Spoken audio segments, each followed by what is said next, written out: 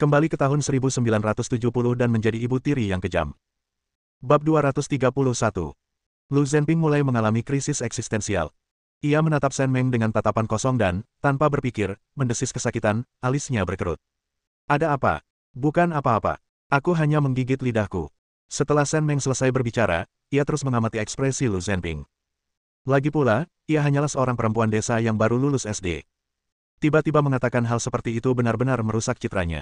Namun, ia sudah melakukan apa yang ingin ia lakukan, dan ia tidak akan pernah berhenti. Sebagai suaminya, ia tidak bisa menyembunyikannya dari Lu Zhenping. Ada beberapa hal yang bisa dibicarakan pasangan, seperti tujuan dan ambisi mereka.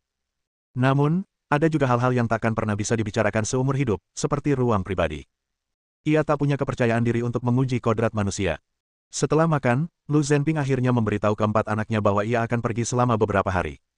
Sementara Lu Zhenping mencuci kotak makan siang, Shen Meng meletakkan tas besar yang dibawanya di atas meja. Aku sedang jauh dari rumah beberapa waktu lalu, jadi aku membelikanmu beberapa barang bagus. Aku menyimpannya di lemariku sendiri. Barang-barang itu akan habis dalam 1 atau 2 hari. Kalau ada barang bagus di ibu kota provinsi, aku akan membawanya kembali untukmu juga. Ibu, aku tak sanggup berpisah denganmu. Aku berharap ibu tak perlu pergi. Aku juga nggak tega meninggalkan ibuku. Aku jarang ketemu dia sekarang karena dia kerja, dan sekarang dia harus keluar lagi. Wah, hatiku sakit banget. Ibu akan pergi untuk urusan penting, dia akan mengurus bengkel. Tidak seperti bibi keempat yang tukang bikin onar, dia akan langsung merusak bengkel.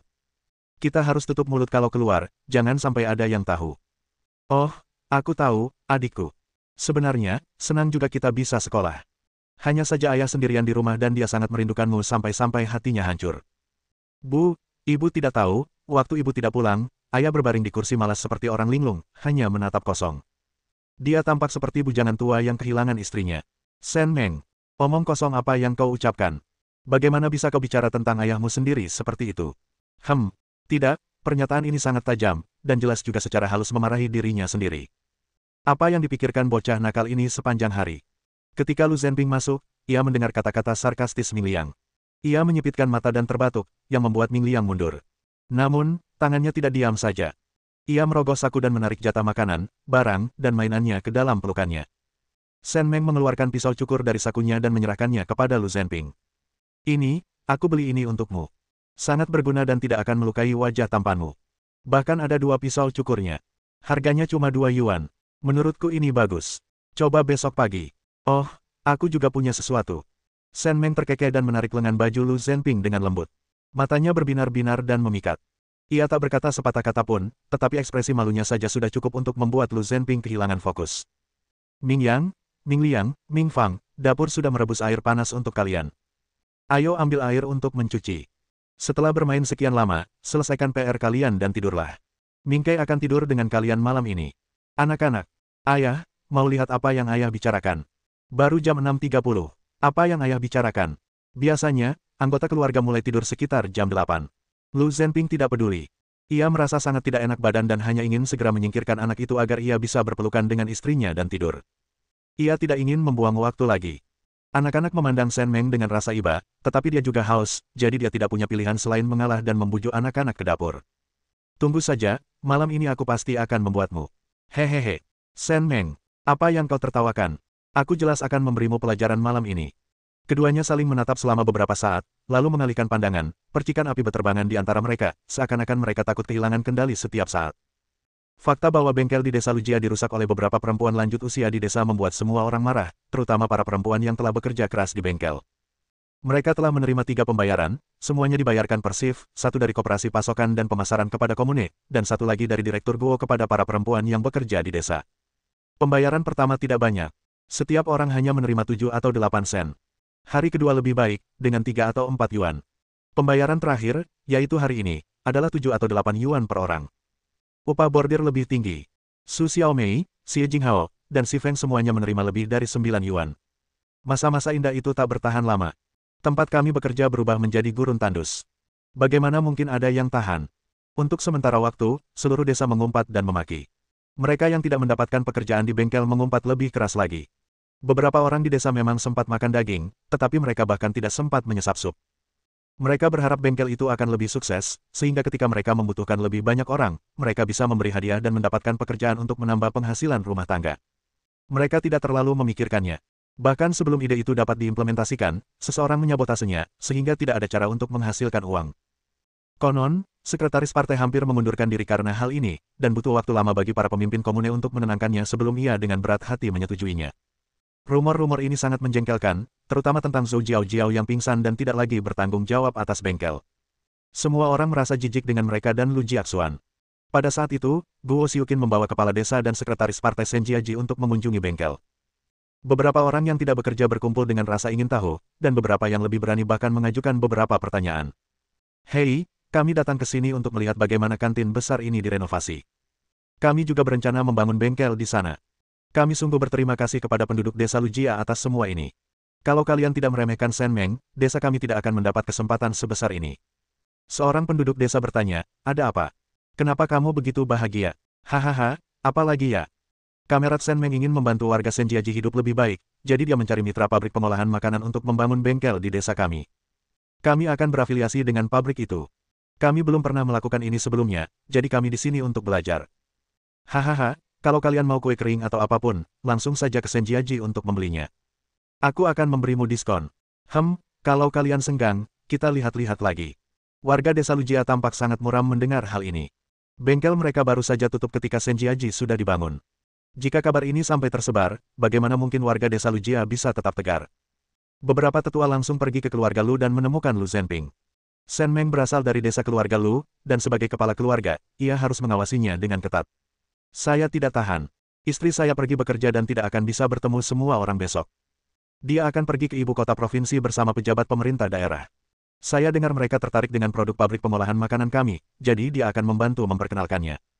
Oh, ya, awalnya kami ingin memperkenalkan aksesori rambut. Ada yang ingin memesan puluhan ribu, tapi sekarang tidak mungkin. Bengkelnya tutup, jadi apa gunanya? Setiap orang. Sungguh bencana. Wanita tua yang menderita wabah itu mengacaukan segalanya dan menghancurkan bisnis yang begitu menguntungkan. Bab 232. Kabar bahwa warga Senjiaji datang ke desa Lujia untuk menyaksikan lokakarya tersebut menyebar ke seluruh desa. Sebelumnya, mereka yakin bahwa meskipun Sen Meng dan Zhou Jiao berhenti peduli, para pejabat desa tidak akan benar-benar mengabaikan tanggung jawab mereka. Namun kini, semua orang benar-benar merasa bahwa lokakarya aksesori rambut mereka yang dulu populer di desa Lujia kemungkinan besar akan gulung tikar. Para wanita yang tadinya paling berisik ini bersembunyi di rumah, takut keluar, terutama Bibi Hua, yang paling dekat dengan Zhou Jiao dan sedang dilecehkan secara verbal oleh ibu mertuanya. Zhou Jiao pada dasarnya dipaksa untuk menduduki posisi tersebut. Meskipun ia pingsan di komune, hal itu tidak menyelamatkan reputasinya. Ia dan Lu Jiaxuan menggunakan anak itu sebagai alasan untuk tinggal di rumah sepanjang hari. Hal ini membuat Liu Sanjin patah hati. Ia sangat membenci Sen Meng dan Lu Zhenping. Jika bukan karena anaknya dan uang yang dikirim kepadanya dari Beijing setiap bulan, ia pasti sudah membuat semua orang tahu identitas asli Lu Zhenping sebagai anak haram yang lahir dari seorang pelacur. Wah, putra sulung dan istrinya keterlaluan. Istri putra sulung sudah punya pekerjaan bagus, tapi masih saja gelisah. Dia selalu mengurus bengkel ini dan itu. Dia malas sekali. Seorang perempuan selalu menunjukkan wajahnya di depan umum, dan Zhenping, sebagai kepala keluarga, bahkan tidak peduli. Dia sudah dewasa, tinggal di rumah mengurus anak-anak seharian. Tingkah laku macam apa itu? Dan siapa yang tidak peduli siapa yang mengelola bengkel? Ini semua urusan keluarga Lu. Pak Tua, Jiaxuan juga anakmu. Apa kau akan membiarkan orang luar membicarakannya seperti itu? Dan Jiao, itu cucumu sendiri di dalam kandungannya. Jiaxuan kita akan sangat sukses. Kau tidak bisa mengabaikannya begitu saja. Lu Changzu melirik Liu Sanjin dengan jijik. Jelas sekali kakak keempat dan istrinya yang membuat masalah, tetapi di mulutnya, kakak tertua dan istrinya yang disalahkan. Kau kasihan pada Jiaxuan dan istrinya, tapi siapa yang akan kasihan pada pasangan tertua? Xiao Meng bekerja keras membantu para wanita tua di desa, dan kau banyak berkomentar sinis waktu itu. Ketika pasangan keempat mengambil alih bengkel, kau bahkan bilang mereka mampu. Kau sudah mengatakan hal-hal baik dan buruk. Apa mulutmu kincir angin? Kemanapun angin bertiup, kau akan berputar. Lu Changzu, pada akhirnya kau tetap bias. Kau hanya peduli pada anak perempuan itu. Aku sudah menikah denganmu selama bertahun-tahun, dan aku sudah melahirkan anak-anak untukmu. Meskipun aku belum melakukan sesuatu yang hebat, aku sudah bekerja keras. Sekarang Jiaxuan dibicarakan di belakangnya seperti ini, bagaimana dia bisa bekerja di komunel lagi nanti? Pada akhirnya, ia masih merasa sedikit bersalah. Pada akhirnya, ia masih merasa kasihan pada Liu Sanjin. Namun, sekarang Laosi dan istrinya berada di tengah badai, apa yang bisa ia lakukan, seorang pria tua yang hanya berkaki satu di tanah. Kalau begitu katakan padaku, apalagi yang bisa kita lakukan sekarang, karena keadaan sudah seperti ini. Setelah menangis beberapa saat, Liu Sanjin menyeka matanya yang kering dan segera pergi ke sisi Lu Changsu.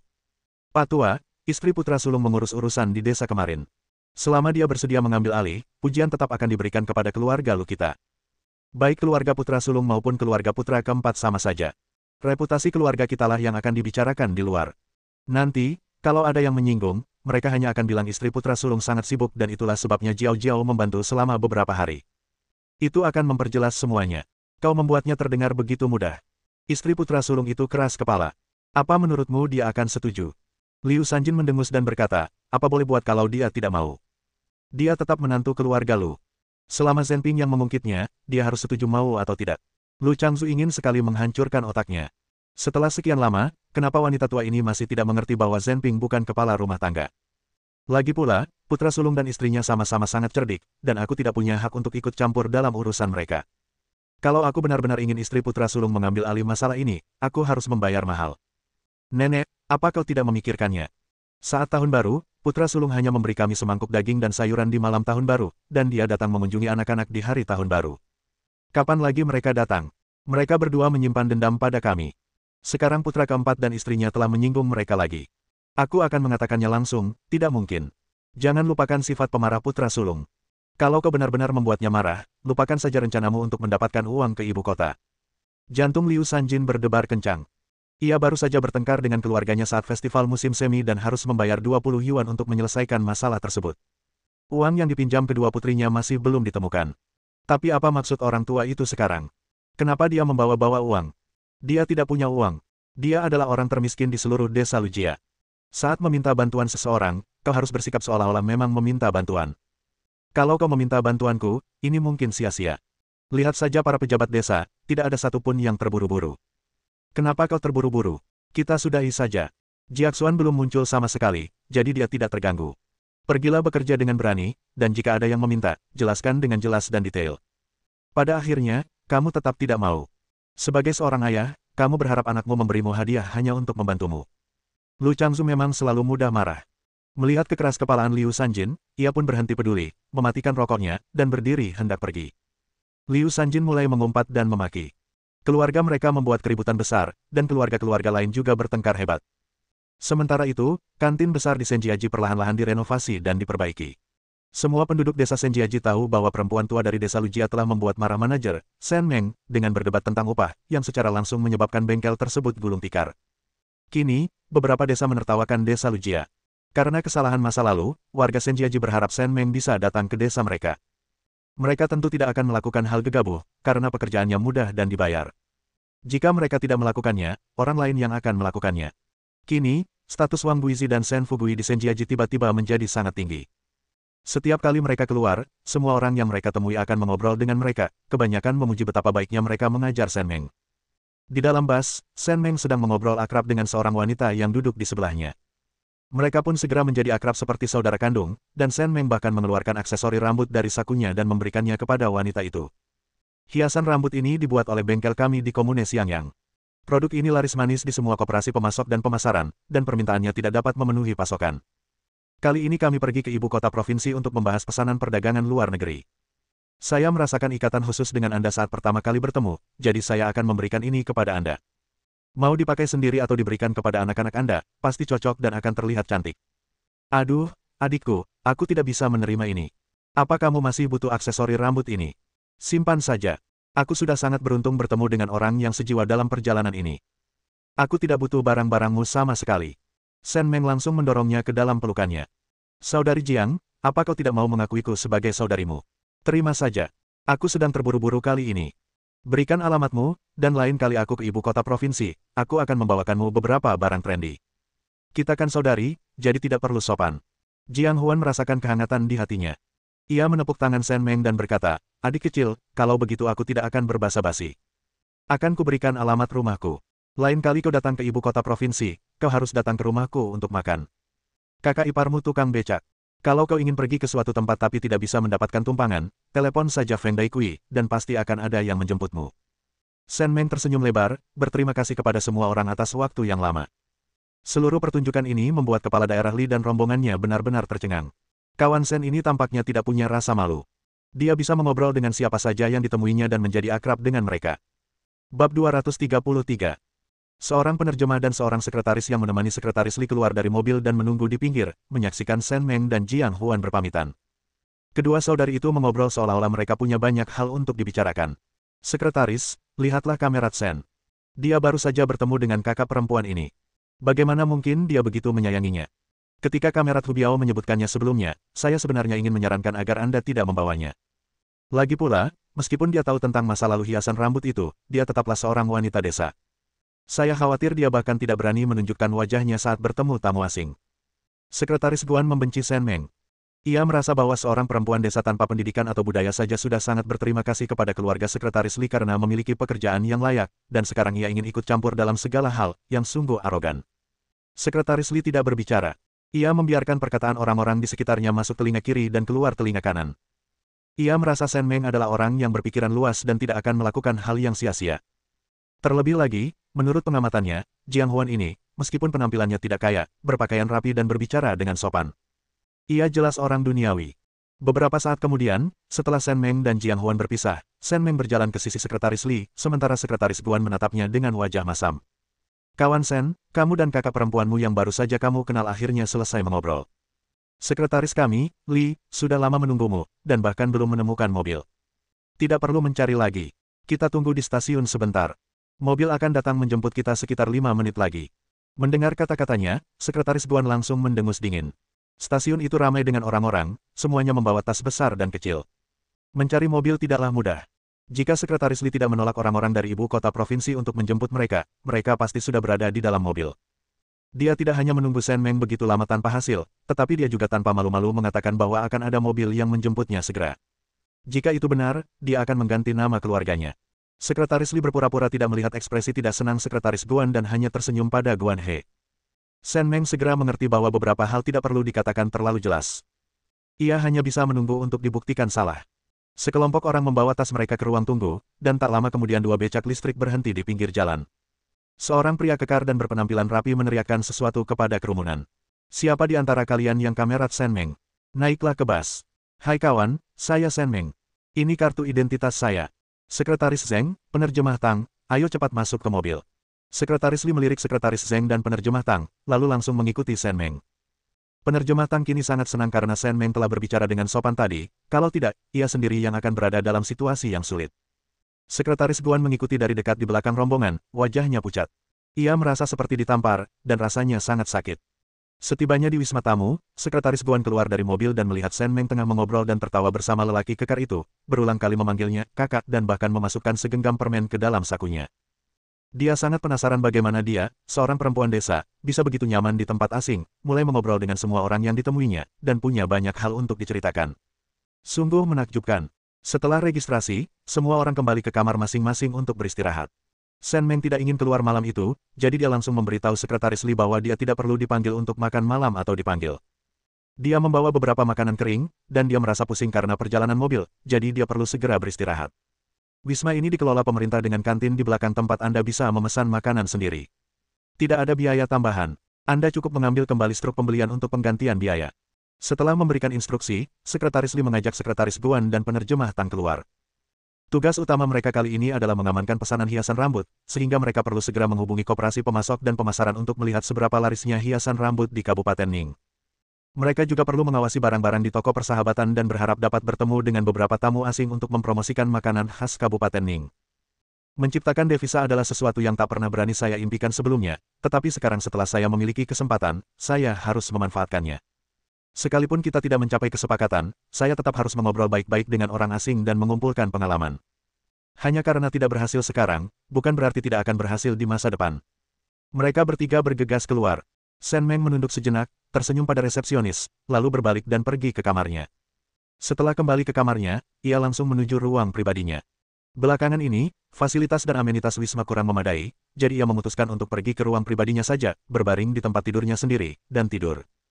Setelah bangun tidur, saya membuat pesta hotpot, sangat menikmatinya, dan merasa sangat puas. Lalu saya duduk santai di kursi malas dan mulai menggulir ponsel. Aksesori rambut gaya Eropa dan Amerika sangat berbeda dengan aksesori rambut di Tiongkok.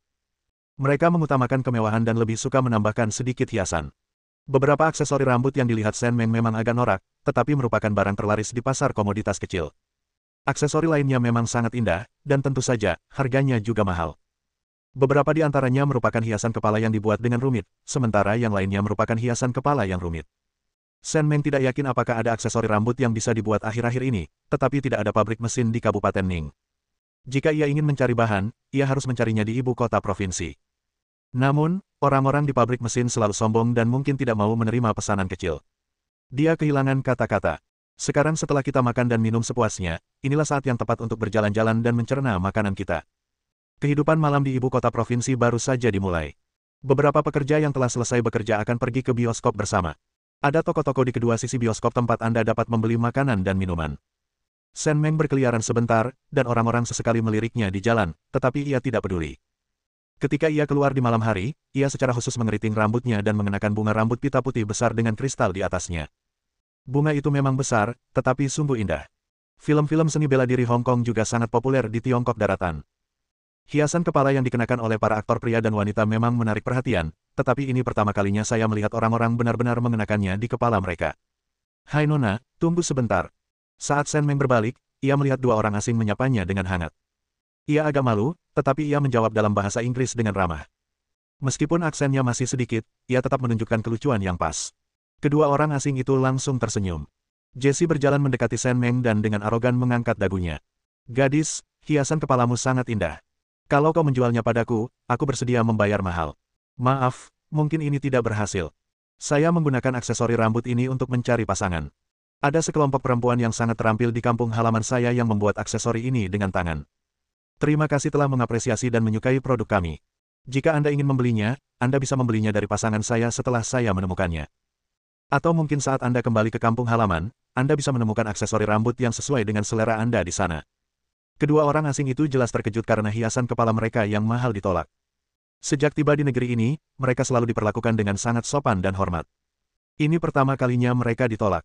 Jessie sedikit tidak senang, tetapi Mark menganggap gadis di depannya sangat cerdik karena dia melihat ambisi di mata gadis itu yang tersenyum. Bab 234. Jessie berpikir sejenak sebelum berkata, jika menurutmu harganya tidak tepat, kamu bisa menentukan hargamu sendiri, dan aku akan membayar berapapun yang kamu mau. Melihat betapa temannya menyukainya, Mark tidak punya pilihan selain menurutinya. Ya, Nak, kalau menurutmu harganya tidak pas, kami bisa menawarkan harga yang lebih tinggi. Tapi, Nona Tionghoa, aku tetap harus bilang, jangan sampai keterlaluan dan melukai harga diri kami. Kau mengundang kami ke sini, bukankah semua ini demi uang? Penolakanmu yang berulang-ulang juga demi uang. Katakan saja terus terang. Jangan pakai alasan seperti, pasangan. Jessie dan aku sama sekali tidak percaya. Shen Meng mempertahankan senyum sopannya saat dia menatap langsung ke arah Jessie. Uang itu hal yang baik. Ketika kami mengundang tamu asing ke negara kami ingin memamerkan produk-produk terbaik negara kami kepada dunia, bukan hanya untuk menghasilkan uang. Hiasan rambut ini memang dibuat tusuk demi tusuk oleh para perempuan di kampung halaman saya. Mustahil bagi saya untuk menjualnya, tetapi saya bisa memberikannya kepada Nona Jessie secara gratis. Tiongkok adalah negeri yang menjunjung tinggi etika. Anda telah mengarungi lautan dan bersusah payah untuk datang ke sini. Sekalipun Anda tidak membeli apapun, kami akan tetap memperlakukan Anda dengan baik. Inilah cara kami menyambut tamu, dan ini tidak ada hubungannya dengan uang. Nona Jessie, saya harap selain dapat merasakan adat istiadat dan budaya lokal negara saya, Anda juga dapat menikmati keindahan lanskap kami yang menakjubkan.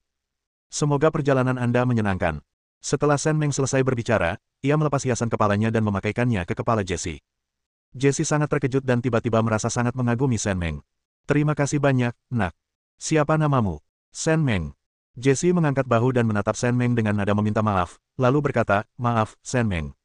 Mark tadi sangat kasar. Aku minta maaf atas namanya dan terima kasih atas kemurahan hatimu. Hiasan kepala ini sangat indah. Aku merasa sangat bahagia setiap hari yang kuhabiskan di Tiongkok. Bagaimana mungkin dia tidak bahagia? Kemanapun dia pergi, dia selalu disambut dengan hangat dan dipuja-puja. Siapapun pasti senang diperlakukan seperti itu, pikir Shen Meng dalam hati. Mark juga sedikit malu, dan dia meminta maaf kepada Shen Meng juga. Shen Meng pandai memanfaatkan situasi.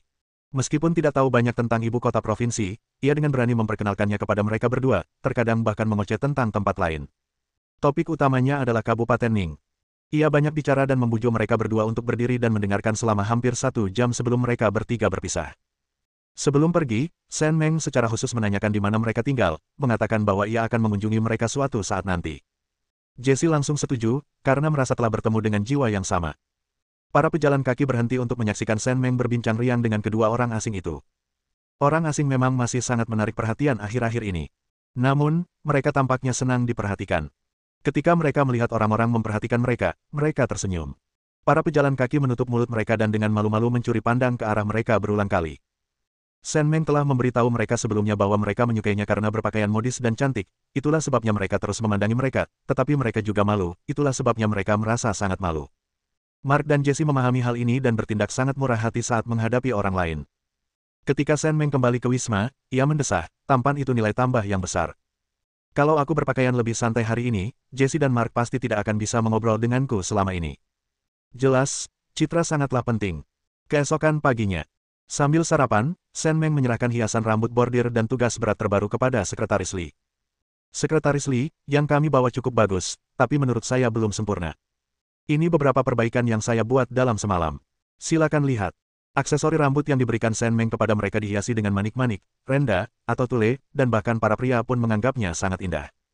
Para staf yang berkeliling memberikan layanan berseru kagum. Ini memang sangat cantik, tapi dilihat dari harganya, mungkin harganya tidak murah. Xiao Meng, kalau ada yang suka, bolehkah kami memproduksinya? Beberapa bahan yang disebutkan di atas tidak dijual di kabupaten ini. Kabupaten kami tidak memiliki pabrik mesin, jadi sulit untuk mendapatkan bahan-bahan pembantu ini. Namun, ada pabrik-pabrik mesin di ibu kota provinsi. Jika kami bisa mendapatkan bantuan dari pabrik-pabrik mesin di ibu kota provinsi, maka alat-alat kecil ini bisa dibuat. Shen Meng tidak memiliki koneksi untuk masuk ke pabrik mesin, tetapi Sekretaris Li yakin bahwa jika dia dapat mengamankan perintah untuk Kabupaten Ning, pimpinan provinsi akan mengeluarkan perintah bagi pabrik mesin untuk bekerja sama. Mendapatkan devisa adalah hal yang besar. Jika Kabupaten Ning terkenal, ibu kota provinsi juga akan diuntungkan, dan mereka pasti akan bersedia. Namun, jika pabrik mesin di ibu kota provinsi ikut serta, biayanya akan meningkat. Sekretaris Li kesulitan menentukan harga spesifiknya, karena banyak detail yang belum dibahas. Jika dia menyelidiki biayanya sekarang, negosiasi hari ini akan terlambat. Kalau kita bisa mengamankan pesanan aksesori rambut, kita bisa memikirkan cara menangani sisanya. Tapi Xiao Meng, kita perlu mempertimbangkan biayanya saat menentukan harga aksesori rambut ini. Shen Meng tersenyum dan berkata, ini harganya. Karena kita mendapatkan uang dari orang asing, tentu saja kita akan menetapkan harga yang lebih tinggi. Silakan lihat. Ketika Sekretaris Li, penerjemah Tang, dan Sekretaris Guan melihat daftar harga yang diserahkan Shen Meng, mereka semua menarik napas dalam-dalam. Sebuah jepit rambut renda, yang hanya dihiasi 2 mutiara plastik besar, dihargai 1 yuan 80 sen. Sedangkan untuk jepit rambut yang berat, tentu saja, harganya 2 atau 3 yuan ke atas. Ini juga. Inilah intinya, Sekretaris Li. Anda tidak perlu khawatir tentang harga yang ditawarkan, tetapi kita harus berpegang teguh pada intinya ini. Sekretaris Li, harga awal ini tidak terlalu murah, hanya beberapa sen lebih murah. Berani sekali kamu meminta harga ini. Pukul 14, Sekretaris Li bertemu dengan seorang pengusaha asing yang tertarik dengan aksesori rambut tersebut. Pria itu bermata tajam dan merupakan pengusaha cerdik berusia 50-an. Orang asing ini bernama John. Dia pengusaha berpengalaman, dan kudengar bisnisnya sangat besar. Dia datang ke negara kita kali ini karena putrinya penasaran dan menyukai pemandangan kita. Tahukah Anda mengapa dia tidak pergi ke kota-kota besar, melainkan ke ibu kota provinsi kita? Orang tua ini sangat cerdik. Dia tahu kita ingin mendapatkan devisa, tetapi tidak ingin membayar harga tinggi, tetapi kita tetap ingin mendapatkan produk berkualitas baik. Jadi, dia secara khusus datang ke beberapa kota lapis kedua dan ketiga. Dia telah menandatangani beberapa pesanan di Provinsi Guangyuan. Sekretaris Li mengatakan dia benar-benar tertarik pada aksesori rambut, tetapi dia juga sangat kejam dalam mencoba menurunkan harga. Mempelajari. Sekretaris Guan memberitahu Shen Meng tentang hal ini sebelumnya bukan agar dia belajar terlalu banyak tentang John, tetapi agar dia tahu betapa cakap dan penting orang asing ini, sehingga dia akan tetap diam selama negosiasi dan tidak mengobrol dengan sembarang orang. Sekretaris Li meletakkan semua aksesoris rambut yang dibawanya di atas meja, dan mata John berbinar saat melihatnya, tetapi dia dengan cerdik menyembunyikannya saat dia melihat ke arah Sekretaris Li. Bab 235. John dengan santai mengambil beberapa aksesori rambut dan mulai memeriksanya. Ia mengamatinya dengan sangat saksama. Meskipun aksesori rambut itu hampir sempurna, ia masih menemukan beberapa cacat kecil. Kemudian ia mulai mencari-cari cacat kecil tersebut, dan akhirnya, harganya hampir berada di urutan paling bawah daftar. Penerjemah Tang dan Sekretaris Guan menghela napas lega. Sebelum Sekretaris Li sempat berbicara, John langsung mencoba menurunkan harga lagi. Shen Meng mengerutkan kening. John memang seorang veteran berpengalaman. Baru saja, penerjemah Tang dan Sekretaris Guan menghela napas lega, dan John langsung waspada. Harga terus ditekan turun, dan Sekretaris Li jelas kesulitan mengimbangi. Ia mulai kehilangan ketenangannya. Shen Meng tahu ia ingin menyelesaikan urusan karena pesanan John begitu banyak. Ia memesan 1 hingga 2.000 untuk setiap jenis aksesori rambut. Dengan belasan item ini, Kabupaten Ning bisa meraup devisa 50 hingga 60 ribu dolar. Membayangkannya saja sudah membuat tangannya gemetar. Jika aksesori rambut John laris manis, pasti akan ada pesanan jangka panjang. Kalau begitu, bagaimana mungkin Kabupaten Ning tidak bisa lepas dari kemiskinan? Tepat saat ia hendak mengertakkan gigi dan menyetujui, Shen Meng tiba-tiba berkata, "Maaf, Tuan John, jumlah yang Anda minta terlalu sedikit, jadi kami merasa sulit untuk menerima harga ini. Saya bisa menjawab semua pertanyaan yang Anda ajukan. Semua ini dibuat dengan tangan oleh para perempuan di kota asal saya, jahitan demi jahitan. Jadi beberapa bagian mungkin tidak sempurna, tetapi semuanya diresapi oleh kerja keras setiap pekerja. Anda tentu mengerti bahwa keahlian kami sudah sangat baik. Bahkan mesin-mesin di negara Anda mungkin tidak dapat melakukannya. Jika Anda tidak tulus dalam negosiasi, saya rasa kita bisa mengakhiri pembicaraan hari ini di sini." Mendengar ini, Tang, sang penerjemah, langsung berdiri. Ia menatap Shen Meng dengan tak percaya. Apa Shen Meng benar-benar tahu apa yang ia katakan? Ia hanya membuang-buang puluhan ribu dolar dalam bentuk valuta asing. Apa wanita ini gila? Kamerat Shen, apa kau gila? Kau tahu apa yang kau katakan? Sekretaris Li dan Sekretaris Guan menatap Tang setelah mendengar kata-katanya. Tang segera menyampaikan kata-kata Shen Meng, dan ekspresi Sekretaris Guan dan Sekretaris Li berubah. "Hehe, Bu, saya rasa Anda yang tidak tulus dalam membahas kerjasama. Yang sedari tadi bicara itu adalah tuan ini. Dilihat dari ekspresi mereka, Anda sepertinya tidak punya kualifikasi untuk bernegosiasi. Anda mengganggu rapat negosiasi. Saya rasa Anda boleh pergi." Sekretaris Tang berkata kepada Sekretaris Li dan Sekretaris Guan, "Tuan John meminta Kamerat Shen untuk pergi." "Sekretaris, saya rasa Kamerat Shen Meng tidak memahami pentingnya negosiasi ini. Biarkan dia pergi secepatnya. Jika negosiasi ini gagal, kita akan sia-sia datang ke sini." Wajah Sekretaris Li agak muram, tetapi ia baru saja mendengar Shen Meng berbicara bahasa asing dengan sangat lancar dan tampak cukup percaya diri. Melihat Shen Meng, ia entah kenapa mempercayainya. John masih bergumam pada dirinya sendiri ketika Sekretaris Li berpikir sejenak dan berkata, "Mari kita dengarkan Shen Meng." "Sekretaris. Sekretaris, Anda harus benar-benar memikirkan ini dengan matang. Ini bukan lelucon." Sekretaris Li mengepalkan tinjunya dan menggertakkan giginya, berkata, "Saya akan mendengarkan Shen Meng." Penerjemah Tang dan Sekretaris Guan kembali duduk dengan gusar, wajah mereka pucat pasi. Mereka merasa membawa Shen Meng ke ibu kota provinsi adalah keputusan terburuk yang pernah mereka buat, dan itu semua salah Hu Biao. Ini bukan soal mengobrol dengan perempuan di mobil atau membantu mereka memanggil taksi. Ini soal bernegosiasi dengan pengusaha asing. Sekretaris Li menganggap ini lelucon. Shen Meng tersenyum cerah pada John dan berkata, "Sekarang aku yang bertanggung jawab di sini, mari kita lanjutkan." Keduanya berdebat selama 1 jam. Shen Meng menaikkan harga pesanan setiap jenis aksesori rambut dari 10.000 menjadi 30.000, dan harganya terus naik. Tang, sang penerjemah, berubah dari lesu di awal menjadi bersemangat dan menerjemahkan untuk Sekretaris Li dan Sekretaris Guan. Ia hampir melompat ke atas meja dan mengguncang John, memintanya untuk memberi harga tertinggi. Dia benar-benar tidak tahan dengan sensasi naik roller coaster itu. Akhirnya, Shen Meng menandatangani kontrak 2 tahun dengan John, menawarkan 35.000 unit untuk setiap jenis dengan diskon 60%. Ia juga berjanji akan merilis setidaknya 5 produk baru setiap bulan, dan produk-produk baru tersebut akan dijual kepada John dengan harga tidak lebih tinggi dari harga grosir tertinggi yang tercantum dalam kontrak. Ini sebenarnya semacam monopoli. Shen Meng tahu dari kata-kata John bahwa dia sangat puas dengan aksesori rambut itu. Ketika dia mengantar John ke kantornya, dia memeluk Shen Meng dan mengundangnya untuk belajar di negaranya, sambil mengatakan bahwa menurutnya Shen Meng adalah orang yang berbakat dan dia bisa bekerja di perusahaannya jika dia tertarik. Sekretaris Tang langsung menyela. Jika dia masih menganggap Shen Meng beban saat ini, dia pasti bodoh. Ini jelas pertanda baik. Secara kebetulan, Jesse dan Mark ada di antara orang-orang yang datang menjemput John. Jesse sangat gembira melihat Shen Meng, terutama karena rekan bisnis yang ia cari adalah ayahnya. Ia bersorak dan memeluk Shen Meng erat-erat, melepas jam tangannya, dan memasangkannya di pergelangan tangan Shen Meng. "Meng sayangku, ini jam tangan kesayanganku. Aku memberikannya kepadamu sekarang, semoga persahabatan kita abadi." "Terima kasih, Jesse sayang."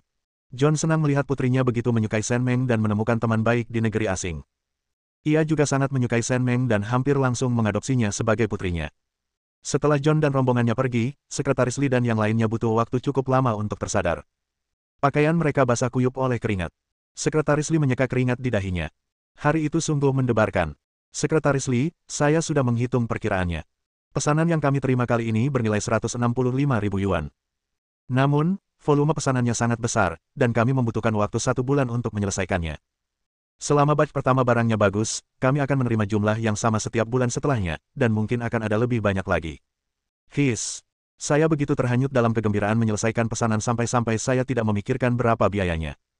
Setelah Shen Meng memberitahu saya menyadari bahwa ini adalah rezeki nomplok yang sangat besar. Shen Meng, jasamu luar biasa. Jasamu fantastis. Jadi, saat kita kembali nanti, kamu dan Qian akan bertanggung jawab atas bengkel aksesori rambut. Kamu akan bertanggung jawab atas semuanya, tidak, kamu yang bertanggung jawab langsung. Kamu akan punya jabatan resmi, surat pengangkatan, dan gaji. Aku pasti akan memberimu kesempatan. Tapi Sekretaris Li, saya sudah berhenti berurusan dengan lokakarya itu. Mereka mengusir saya. Saya menyelesaikan negosiasi ini karena saya ingin melakukan satu hal terakhir untuk desa ini. Omong kosong, siapa? Siapa yang berani mengusirmu? Apakah dia direktur komunemu? Aku sudah lama curiga kalau Feng Xi itu orangnya cerewet dan sepertinya bukan orang baik. Jangan khawatir, Shen, nanti kalau aku pulang, sebelum sekretarisnya selesai bekerja, aku yang pertama akan pergi dan bicara baik-baik dengannya. Bukan itu. Kamerat Shen, kau tidak mau. Aku akan pergi bersama sekretaris Guan dalam masalah ini. Aku rasa dia tidak akan berani berbuat apapun padamu jika kita berdua pergi bersama. Kalau dia memang mampu, dia pasti akan pergi dan mencari devisa sendiri. Shen Meng. Dia sebenarnya bukan direktur komune kita. Dia tidak bersalah. Bab 236. Kemarin adalah hari untuk berdagang biji-bijian dengan pabrik pengolahan makanan. Shen Meng telah menempatkan semua biji-bijian yang dibutuhkannya di rumah pemilik rumah sejak pagi. Hanya Yusueli yang bisa membuka kunci, dan Kong Wenhui lah yang menemaninya pada transaksi pertama. Sementara orang-orang masuk untuk memeriksa gandum, Yusueli sedang menghitung uang. Uang itu sekantong penuh berisi 10.000 yuan. Tangannya gemetar saat menghitungnya, dan ia ketakutan. Untungnya, semuanya berjalan lancar. Setelah memastikan uangnya aman, ia mengonfirmasi kepada Kong Wenhui bahwa makanannya aman sebelum segera mengambil uang itu dan pergi. Karena khawatir ada yang mengikutinya, dia berjalan melalui beberapa gang dan berbelok ke sebuah halaman, di mana dia tinggal cukup lama sebelum berganti pakaian dan akhirnya keluar melalui halaman belakang. Yusueli membawa pulang sekantong uang itu dan segera menyembunyikannya di lubang tungku di bawah kang tempat tidur bata berpemanas. Ia tidak perlu memanaskan kang malam ini, jadi tidak akan dingin. Ketika ia pergi ke rumah Xie Jinghao untuk menjemput anaknya, Xie Jinghao bahkan meninggalkan makanan untuknya. Hanya beberapa dolar sebulan, dan anak kecil saja tidak bisa makan banyak. Dia benar-benar merasa bersalah karena mematok harga semahal itu. Saat pertama kali menyebutkan harga itu, dia hanya ingin Wu Xianglan membayar lebih. Xie Jinghao tahu dalam hatinya bahwa Yusueli membantu kakak iparnya menipu Wu Xianglan. Dia tidak bisa tidak khawatir karena dia kembali sangat terlambat hari ini, dan Daya dan Xiaoya juga sangat khawatir. Aku baik-baik saja. Rumah sakit tutup di waktu yang sama setiap hari. Hanya saja ada seorang nenek yang akrab denganku. Dia sakit parah hari ini dan hampir meninggal, jadi aku yang merawatnya, itulah sebabnya aku pulang terlambat. Saat dia masih menjadi istri bajingan, dia banyak berbohong, jadi saat dia dengan santai membuat alasan kali ini, Xie Jinghao tidak mengatakan apa-apa. Segala sesuatunya berjalan relatif lancar, tetapi dengan begitu banyak uang di tangannya, dia sangat cemas, berharap Shen Meng dapat segera kembali. Karena beberapa hiasan kepala industri berat ditambahkan sementara, Sekretaris Li, penerjemah Tang, dan Sekretaris Guan semuanya perlu tinggal di ibu kota provinsi untuk menangani masalah lanjutan, dan Shen Meng juga tidak segera pergi. Setelah masalah hiasan rambut selesai, masih ada masalah pabrik bahan makanan non-pokok yang harus diselesaikan. Alasan desa adalah pabrik bahan makanan non-pokok. Karena kebetulan hari ini ia sedang senggang, ia membawa beberapa oleh-oleh dan naik becak ke rumah Jiang Huan, mengikuti alamat yang diberikan Jiang Huan. Setelah belok ke gang di depan, kamu akan menemukan rumah-rumah yang sebagian besar dihuni pengemudi becak roda 3. Kalau tidak ketemu, tanya saja orang-orang di sekitar. Begitulah alamatnya. Becakku juga tidak bisa masuk ke sana. Baik, Pak Sopir, terima kasih atas kerja kerasnya. Ini ongkosnya. Pengemudi becak menerima uang itu, tersenyum dan mengangguk kepada Shen Meng sebelum pergi. Zaman sekarang, menjadi pengemudi becak pun pekerjaan yang bagus. Jika bertemu orang baik, mereka mungkin akan memberi petunjuk arah. Jika bertemu orang pemarah, mereka bahkan mungkin akan mengusirmu dari becak. Setelah bertanya kepada dua orang, Shen Meng akhirnya menemukan halaman tempat Jiang Huan tinggal. Rumah itu terdiri dari 3 bagian. Ada beberapa lansia yang sedang mencuci pakaian dan beberapa anak-anak bermain di halaman. Shen Meng menarik perhatian begitu memasuki halaman. Ia melihat sekeliling sebelum berkata, "Halo, Bu, apakah Anda tinggal di sini?" "Hei, gadis ini cantik sekali. Apa kau mencari Jiang Huan?" "Dia di sini." "Ada yang mencari Jiang Huan, cepat keluar. Kau mencoba memanggil kembali jiwaku, aku bisa mendengarmu." Jiang Huan baru saja selesai mendisiplinkan bocah nakal itu ketika ia hampir memecahkan jendela seseorang dengan ketapel. Si kecil nakal itu selalu membuat masalah. Kalau ia memecahkan jendela, ia pasti harus membayar dan meminta maaf. Sungguh menyebalkan. Ia sangat marah. Mendengar seseorang memanggilnya, ia menggerutu dan berjalan menuju pintu. Ia mendongak dan tertegun sejenak, mengira ia berhalusinasi. "Hei, Xiao Meng, apa yang membawamu ke sini?" "Saudari Jiang, saya sudah menyelesaikan urusan saya di ibu kota provinsi. Saya hanya datang untuk menemui Anda. Saya akan kembali besok. Jiang Huan sangat senang melihat Shen Meng membawa tas-tas besar dan kecil berisi barang-barang. Ia tak pernah menyangka akan bertemu gadis sebaik itu saat mengunjungi kerabat. Masuk, cepat masuk. Hei, aku nggak tahu kamu di sini. Aku lagi marahin anakku yang nakal. Dia nakal banget, sampai-sampai hampir pecahin jendela orang. Anak laki-laki semuanya nakal, anak-anakku juga sama. Kak, kamu nggak kerja hari ini. Saat para tamu tiba, anak-anak yang baru saja bermain di halaman berkumpul di depan pintu. Kedua anak Jiang Huan berdiri di depan, kepala mereka tegak, seolah kedatangan tamu adalah sesuatu yang luar biasa. Ini permen, kue kering, dan buah-buahan untuk anak-anak. Ini coklat. Ini 2 kotak dari mitra bisnis asing di daerah kita. Kak, coba saja nanti dan lihat apakah rasanya enak. Shen Meng tidak memperkenalkan sisanya satu persatu. Apel, buah kaleng, dan susu bubuk malt pada dasarnya semuanya sangat diminati. Kamu bawa terlalu banyak barang. Aku jadi merasa bersalah. Begini, aku simpan buah dan permennya. Sisanya bisa kamu bawa pulang untuk anak-anakmu. Oh, ya, kamu duduk saja. Aku akan pergi belanja sekarang. Kita makan siang di rumah. Coba masakanku. Aku akan membuatkanmu pangsit. Tidak, saudari Jiang, aku ada urusan sore ini. Aku hanya ingin datang menemuimu karena aku akan berangkat besok. Kita bertemu karena takdir. Aku mengagumi karaktermu dan tidak ingin hubungan kita berakhir seperti ini. Jiang Huan sangat tersentuh. Dari kata-kata Shen Meng, ia tahu bahwa Shen Meng bukanlah orang biasa. Ia sendiri hanyalah warga biasa yang belum pernah mencicipi coklat sebelumnya dan beberapa kali melihat orang asing di jalan, tetapi ia belum pernah berbicara dengan mereka. Gadis ini adalah seseorang yang ditakdirkan untuk hal-hal hebat, tetapi dia masih berpikir untuk datang menemuiku sebelum dia pergi, yang membuatku merasa sangat luar biasa. Bu, aku ingin makan permen. Putra Jiang Huan berteriak keras, dan dia tampak sedikit kesal. Shen Meng terkekeh, membuka sekantong permen buah, mengambil segenggam, dan melambaikannya kepada anak-anak. Ambil dan bagikan. Anak-anak berhamburan sambil berseru, wow. Dan wanita tua yang baru saja membantu Shen Meng memanggil Jiang Huan juga bergegas datang sambil melambaikan tangannya.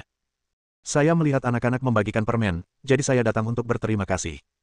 Saya belum pernah melihat Anda sebelumnya, kawan, Jiang Huan. Apa hubungan kita? Kerabat siapa? Ini adikku. Terima kasih atas ucapanmu tadi, Bibi Kai. Ini, ambil permen ini untuk mempermanis mulutmu.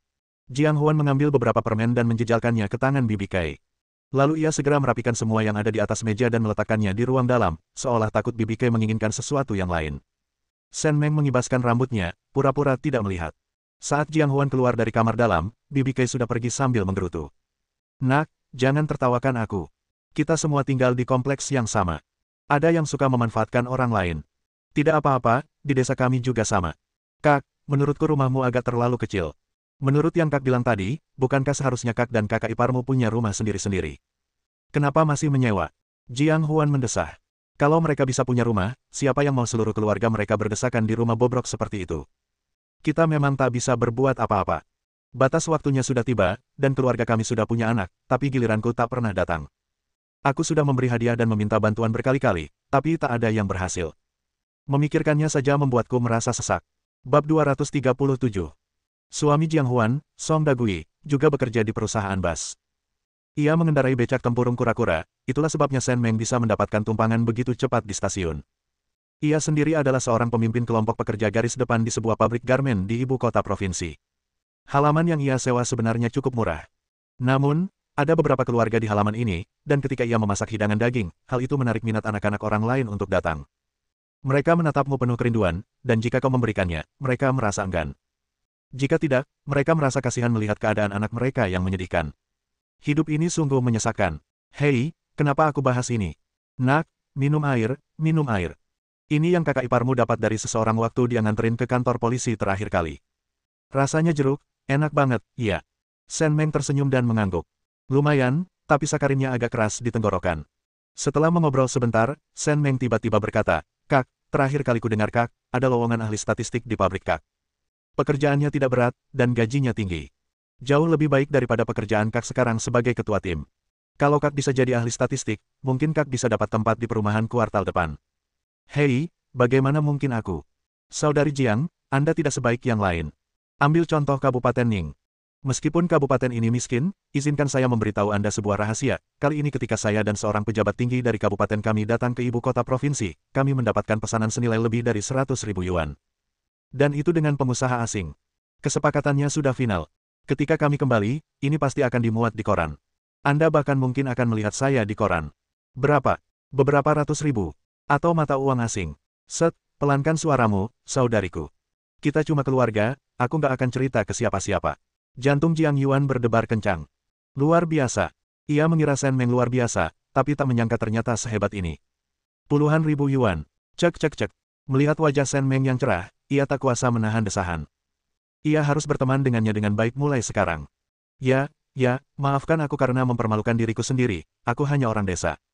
Tapi kau luar biasa, saudari. Kabupaten Ning akan menjadi sesuatu yang istimewa mulai sekarang. Kabupaten Ning sungguh beruntung memilikimu. Shen Meng. Aku juga berpikir begitu, tapi agak memalukan untuk mengatakannya lantang. Tidak apa-apa, saudari. Ini kabar baik. Aku tahu kau senang. Kau menyebutkan pabrik garmen terakhir kali, dan aku terus memikirkannya sejak itu. Saudari Jiang, 2 kotak kue yang kubawakan untukmu berasal dari pabrik pengolahan makanan kami. Kemasan dan desainnya terinspirasi dari gaya Hai Cheng. Pasti akan menjadi hadiah yang sangat berkelas. Kurasa kau bisa menyebutkan Kabupaten Ning saat kau membawanya.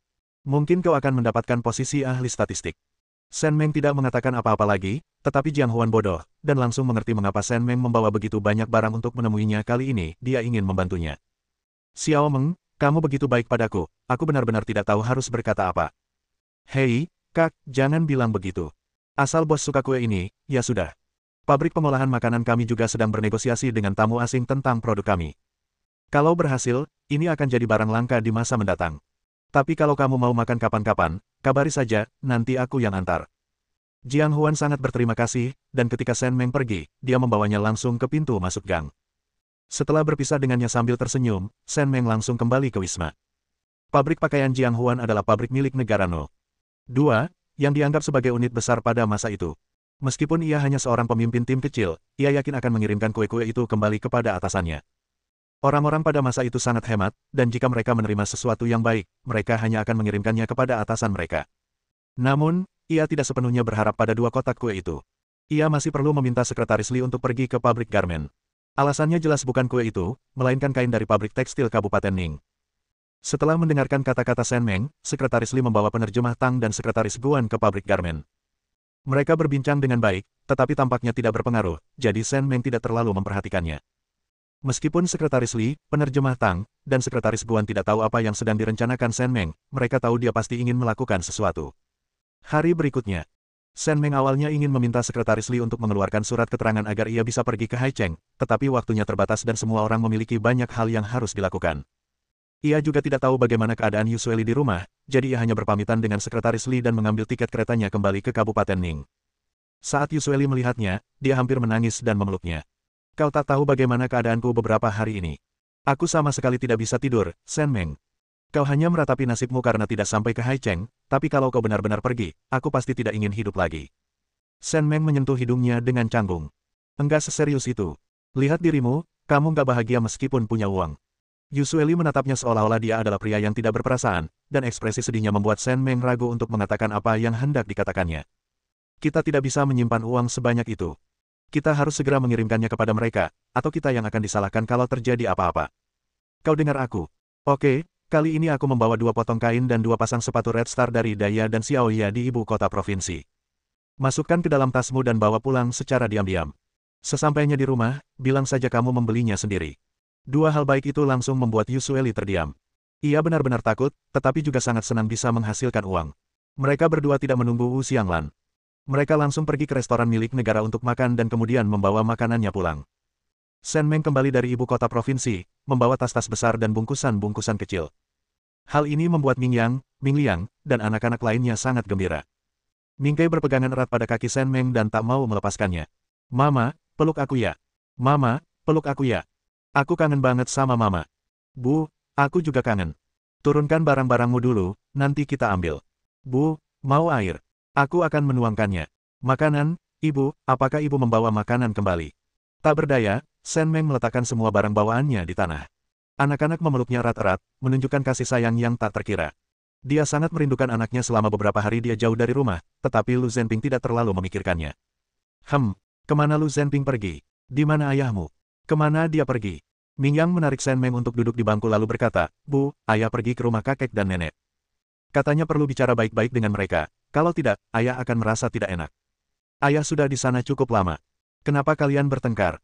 Apa saja hal aneh yang dilakukan kakek nenekmu selama ini? Aku tahu, aku tahu. Yongqiang bilang kakek dan nenek bertengkar dan bahkan saling menamparkan. Tampar, berkali-kali. Nenek meminta kakek untuk datang menemui ayah dan memintanya mendisiplinkanmu. Katanya dia ingin kau kembali menjadi manajer bengkel bunga, tapi kakek bilang dia tidak sanggup mengatakannya. Tapi akhirnya dia tetap datang. Sebelum sempat bicara lebih dari beberapa patah kata, ayah berbalik dan pergi ke rumah kakek dan nenek. Aku bahkan tidak sempat menyusulnya. Shen Meng, orang yang lebih tua lebih santai. Mereka bisa menamparkan seseorang kapanpun mereka mau. Jika itu pria muda, sangat sedikit perempuan yang berani menamparkan suami mereka. Mengingat perbedaan kekuatan, membalas dendam dengan cara lain sebenarnya lebih baik daripada menggunakan kekerasan. Bab 238. Sekeras apapun Liu Sanjin membuat keributan di rumah, atau sekeras apapun ia mendesak Lu Changzu untuk memohon pada Lu Zhenping, ia tak bisa bicara saat bertemu langsung. Dulu, ketika Lu Zhenping belum menjelaskan hubungan ibu anak mereka, ia bisa mengandalkan statusnya sebagai ibu untuk memberi perintah, tetapi sekarang ia merasa sangat bersalah. Apalagi sekarang uang yang dikirim kepadanya dari Beijing semakin sedikit, ia takut akan terputus lagi. Kini Lu Zhenping ada di hadapannya dengan wajah muram, jantungnya berdebar kencang. Ia tak ingin memikirkan putra dan menantunya lagi, ia hanya takut Lu Zhenping akan mengungkit-ungkit masalah pengiriman uang bulanannya lagi. Zhenping, kamu sudah di rumah selama berbulan-bulan. Setelah kamu menjelaskan banyak hal kepada orang tuamu waktu itu, kami, para orang tua, jarang datang menjengukmu. Kami bahkan tidak berani mengunjungi rumahmu saat tahun baru. Kamu seharusnya tahu dalam hatimu bahwa orang tuamu sangat penurut, kan? Lu Changzu mengambil pipa lamanya beberapa kali, tetapi tidak berani memasukkannya ke mulut. Setelah terbata-bata, matanya yang berawan menatapnya tajam. Lu Jiaxuan adalah putra bungsunya. Ia penurut, bijaksana, dan penuh kasih sayang sejak kecil. Ia juga berbakat ketika dewasa. Bagaimana mungkin ia tidak menyayanginya? Kini, putra keempat dan istrinya dibicarakan oleh penduduk desa seperti tikus di selokan yang bau. Mereka bahkan tidak berani keluar rumah. Istri putra keempat sedang hamil. Jika ini terus berlanjut, sesuatu yang buruk pasti akan terjadi. Sebagai seorang ayah, dia tidak bisa hanya tinggal diam dan melihat anaknya menderita. Kakak tertua, aku tahu kamu kesal. Keluarga Lu yang bertanggung jawab atas bengkel ini, entah itu istrimu atau istri kakak keempat. Kamu tahu karakter kakakmu. Dia telah mencapai banyak hal selama bertahun-tahun berkat bantuanmu. Sebagai kakaknya, kamu tidak bisa hanya diam saja melihatnya dimarahi seperti ini. Dia sudah beberapa hari cuti dari pekerjaannya di komune. Kalau dia tidak segera kembali bekerja, mereka akan mulai membentaknya lebih keras lagi.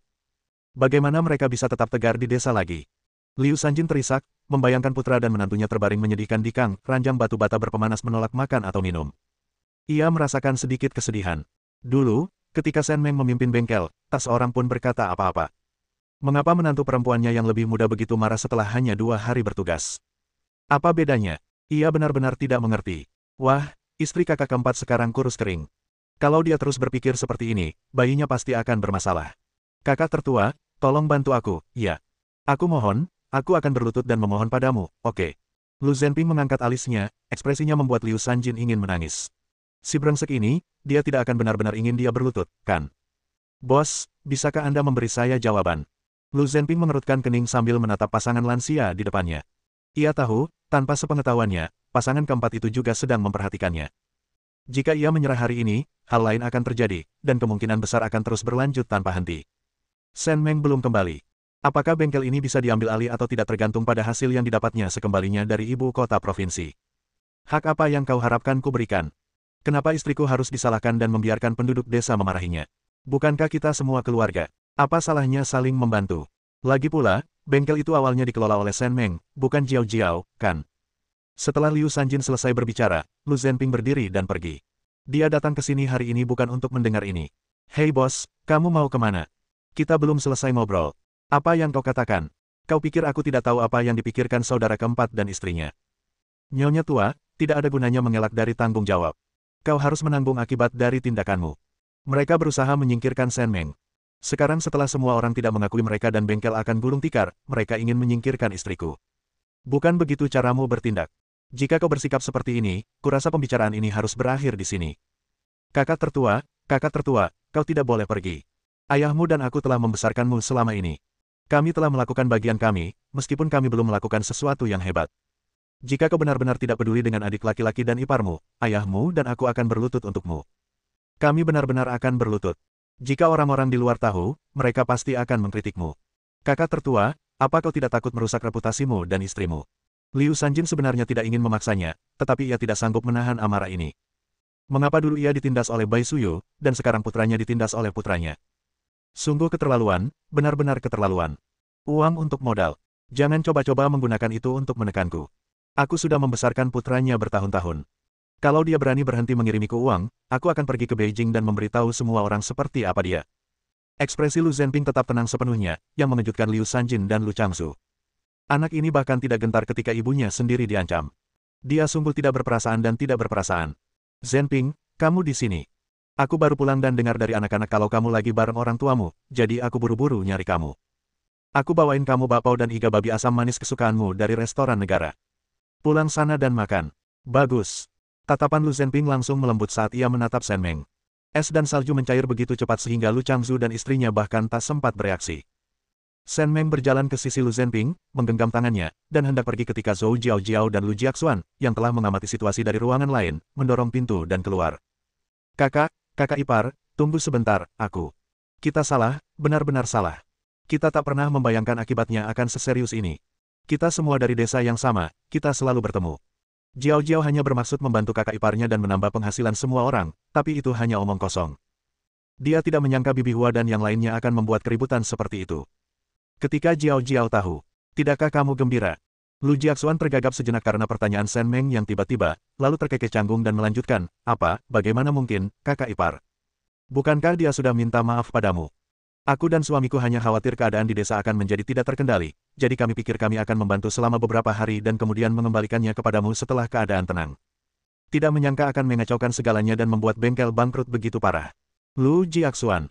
Mereka terus-terusan mengkritik seperti ini, bagaimana aku bisa berkata apa-apa? Mereka hanya diam saja setiap kali aku mengkonfrontasi mereka. Kakak ipar, aku juga tidak menginginkan ini, tapi aku tidak bisa berbuat apa-apa sekarang. Lupakan saja masa lalu. Kita semua keluarga, dan aku masih muda, jadi tolong jangan salahkan aku, oke? Shen Meng mendengus sebelum berkata, angin utara benar-benar tidak menyenangkan. Saat bertiup, rasanya dingin sampai ke tulang. Sungguh tidak nyaman. Zhou Jiao. Aku tahu dia orangnya sulit diajak bicara, tapi aku tidak menyangka dia sesulit ini. Bab 239. Melihat ekspresi jijik kedua pria itu, Shen Meng menghela napas dan berkata, bagaimanapun, Jiaxuan kan saudara Zhenping, dan aku sendiri yang membantunya membangun bengkel. Kalau bengkel itu benar-benar hilang, aku akan sedih. Bukannya aku tidak bisa mengambil alih, tapi situasinya tidak seperti itu. Aku tidak bisa begitu saja mengambil alih seperti ini. Jadi, cara mereka menjatuhkanku dulu, mereka harus mengangkatku sekarang. Kakak keempat dan kakak ipar pasti tidak akan keberatan, kan? Alis Lu Zhenping berkedut mendengar ini. Shen Meng ingin mengambil alih kembali kendali bengkel, apakah itu berarti semuanya di ibu kota provinsi berjalan sangat lancar? Dia melirik Shen Meng, yang mengangguk pelan padanya. Lu Zhenping tersenyum. Istrinya sungguh luar biasa, luar biasa. Wajah Lu Jiaxuan muram. Ketika Shen Meng disingkirkan dari panggung, seluruh desa mengetahuinya. Sebelum Jiao Jiao sempat mengelola bengkel selama 2 hari, semuanya sudah berakhir. Sekarang, mengembalikannya ke panggung akan menjadi tamparan keras bagi Jiao Jiao. Mata Zhou Jiao Jiao dipenuhi air mata, dan dia menundukkan kepalanya dengan sedih, tampak sangat menyedihkan. Lu Jiaxuan langsung marah. Istrinya sudah sangat menderita akhir-akhir ini, dan sebagai suaminya, ia tidak bisa membiarkannya menderita lagi. Kakak ipar, kita semua keluarga, jangan berlebihan. Para perempuan dan bibi di desa sedang kesulitan. Selama bengkel ini berjalan lancar, mereka bisa terus mendapatkan upah dan akan berterima kasih kepadamu di masa depan. Kamu punya kemampuan, kamu punya upah, dan kamu bisa memimpin bengkel ini ke arah yang positif. Kenapa kamu tidak bisa lebih murah hati dan membiarkan masalah ini berlalu begitu saja? Oh, tidak mungkin. Pertama-tama, pekerjaan dan gaji saya diperoleh dari suami dan pesona pribadi saya. Bahkan bengkel ini didirikan karena saya melihat para perempuan di desa berjuang. Saya bekerja keras agar orang-orang mengingat saya setelah sekian lama, oke. Apa yang kau pikirkan? Dan satu lagi, saya orang yang paling picik. Kapan kau pernah menganggap saya orang yang murah hati? Seperti yang sudah saya katakan, kalau kau ingin saya mengatur segalanya, silakan, tapi kau harus melakukan hal yang sama yang menjatuhkan saya lalu mengangkat saya kembali. Saya bukan orang yang mudah menyerah dan selalu berbuat baik. Setelah Shen Meng selesai berbicara, ia memutar bola matanya, meraih Lu Zhenping, dan berbalik untuk pulang. Mereka telah berpisah selama beberapa hari, dan ia sangat merindukan kekasihnya. Ia ingin segera membawanya pulang untuk memuaskan hasratnya. Sebagai wanita dewasa, ia harus bekerja keras untuk mencari nafkah di luar, dan pria tampan di rumah adalah motivasinya. Lu Jiaxuan memperhatikan sosok mereka yang menjauh, giginya bergemeletuk. Tak hanya dirinya, Liu Sanjin juga geram.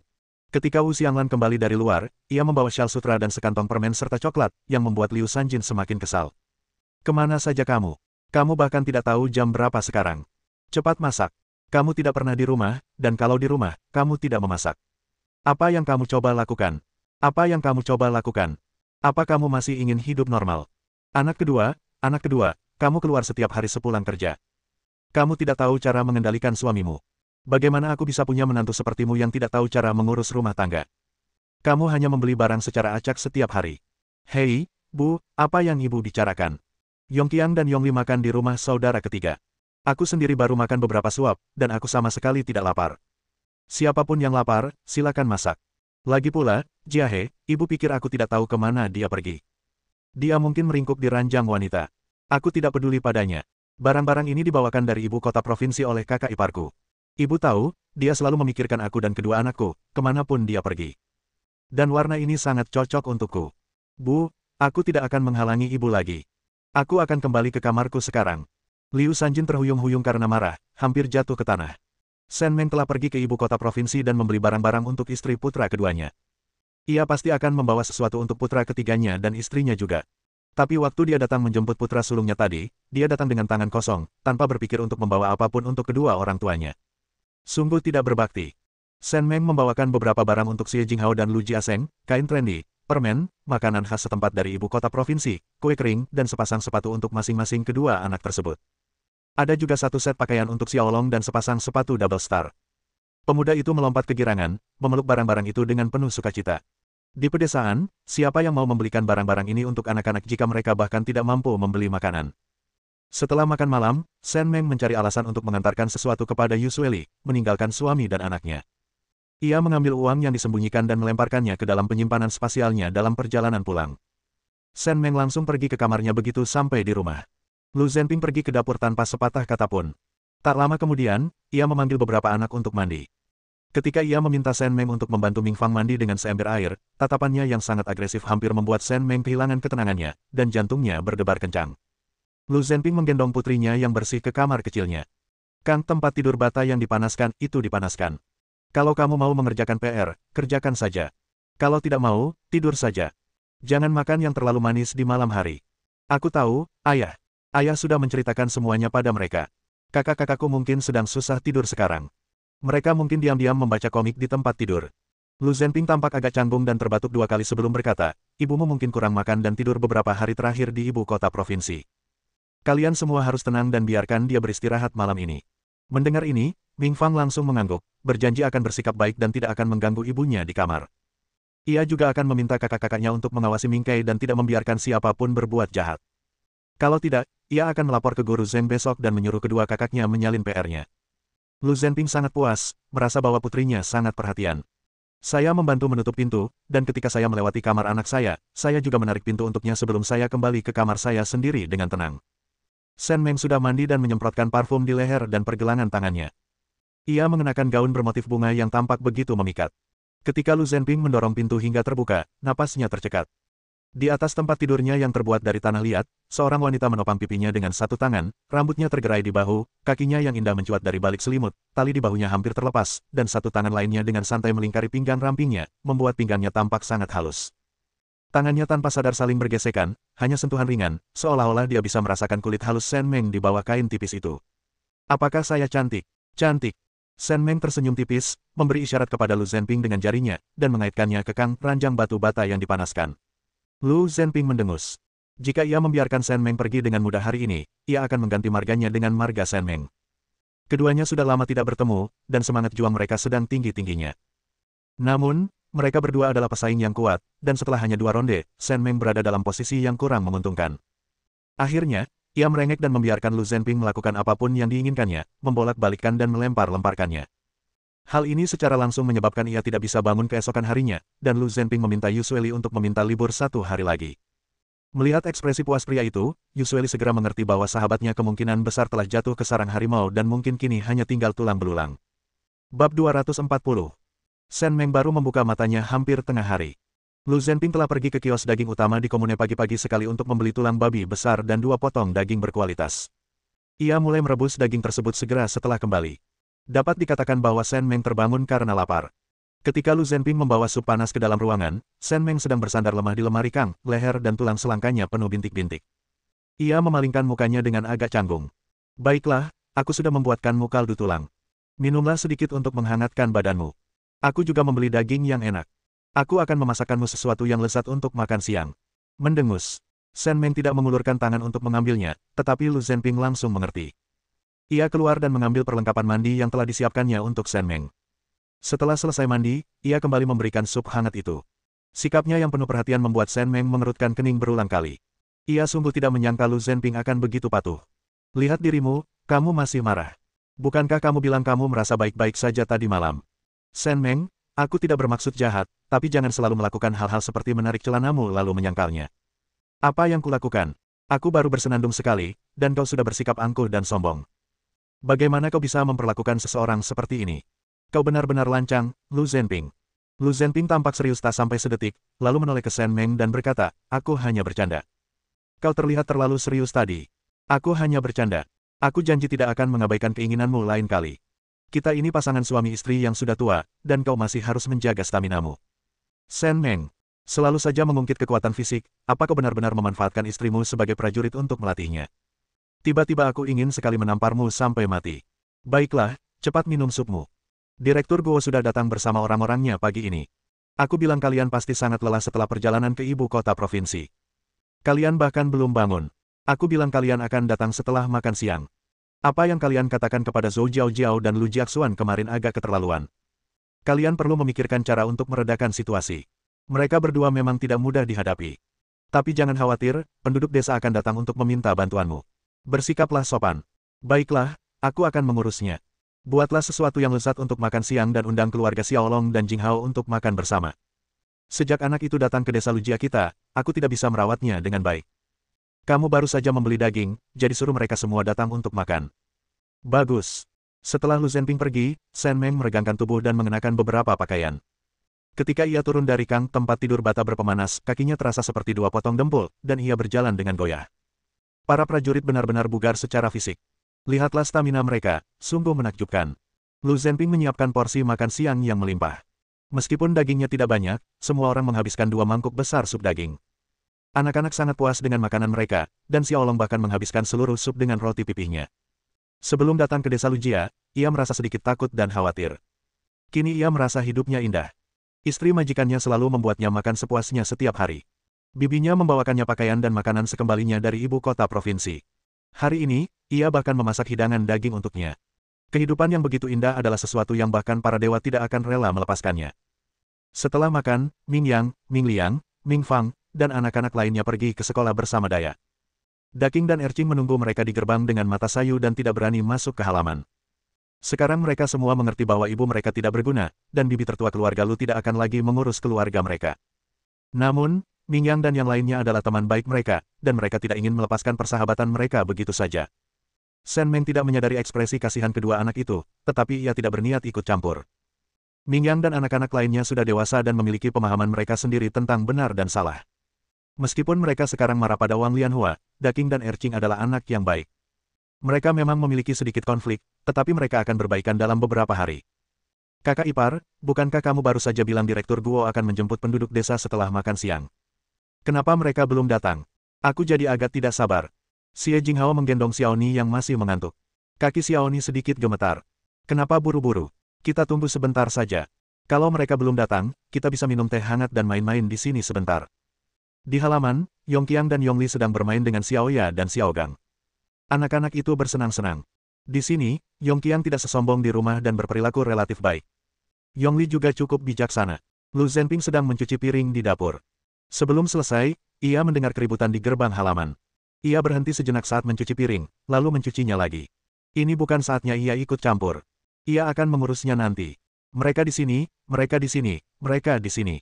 Kakak ipar, apa yang harus kita lakukan? Apa yang harus kita lakukan? Haruskah kita lari? Shen Meng, kamu terlalu bersemangat, sayang. Kita yang pegang kendali. Xiao Meng, apakah Xiao Meng ada di sana? Aku membawa beberapa orang untuk menemuimu. Ya, Bibi, masuklah. Guo Xiuqin menahan tawa dan mengerutkan kening saat dia melihat orang di belakangnya. Semuanya, cerdaslah. Kesempatan ada di depan mata kalian. Apakah kalian bisa membujuknya untuk kembali tergantung pada kemampuan kalian? Saya tidak punya kuasa seperti itu. Kepala Desa Lu, Sekretaris Partai Zhang, kalian semua tahu apa yang harus dilakukan. Jika Shen Meng tidak setuju untuk kembali kali ini, desa kita akan menjadi bahan tertawaan terbesar di Kabupaten Ning. Hei, Direktur Guo, jangan khawatir. Kami pasti akan membujuk Shen Meng untuk kembali kali ini. Kami akan meminta maaf, menerima hukumannya, dan melakukan apapun untuk menenangkannya. Ya, kami baru saja tahu kalau Shen Meng lah yang paling cakap. Selama kami bisa membujuknya untuk kembali, kami akan saling mengawasi mulai sekarang. Siapapun yang menjelek-jelekkan Shen Meng berarti melawan seluruh desa. Kita semua bisa menusuk orang itu dari belakang dengan kata-kata kita. Di mana Zhou Jiao dan Lu Jiaxuan? Bukankah mereka bilang akan datang juga? Kenapa mereka belum datang? Mereka sama sekali tidak tulus. Apa yang mereka katakan sebelumnya? Selama desa baik-baik saja, mereka juga baik-baik saja. Sekarang mereka hanya melalaikan tanggung jawab mereka. Itu semua hanya omong kosong. Setelah Direktur Guo dan yang lainnya selesai berbicara, mereka berkata, jangan bicara. Kamu tidak salah waktu itu. Kudengar Shen Meng telah menghasilkan banyak uang di ibu kota provinsi beberapa hari terakhir ini bersama komite kabupaten. Lokakarya di Senjiaji bahkan belum dibuka, dan dia mungkin sudah mendapat pesanan besar. Ini tamparan keras bagi desa kita. Aku datang ke sini bersamamu kali ini untuk memberitahumu bahwa jika ada yang berani membuat masalah lagi, mereka akan melawan seluruh desa. Kamu harus berpikir dua kali. Kata-kata seperti itu pernah terucap sebelumnya ketika Lokakarya dibuka, tetapi saat itu semua orang tenggelam dalam kegembiraan menghasilkan uang, dan tidak ada yang benar-benar peduli apakah mereka akan dihukum.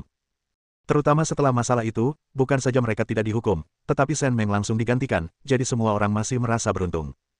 Terutama para ipar perempuan yang dulu begitu vokal di depan Shen Meng, mereka telah mengalami banyak kesulitan di rumah selama masa itu.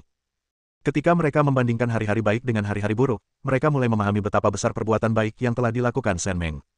Bersambung.